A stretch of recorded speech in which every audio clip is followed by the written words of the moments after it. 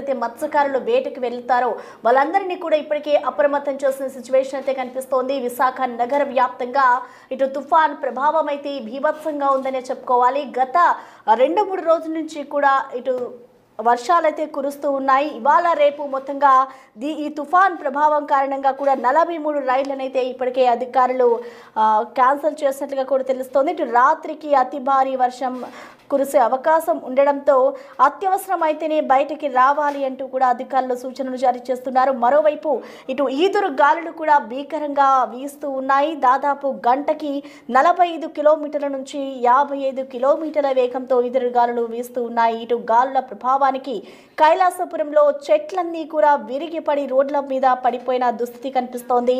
రాబోయే 24 గంటలు మరింత అప్రమత్తంగా ఉండాలి అంటూ కూడా ఇటు వాతావరణ శాఖ అధికారులు అయితే హెచ్చరికలు జారీ చేస్తూ ఉన్నారు. మత్స్యకారులు ఎవరు కూడా చేపల వేటకు వెళ్ళొద్దని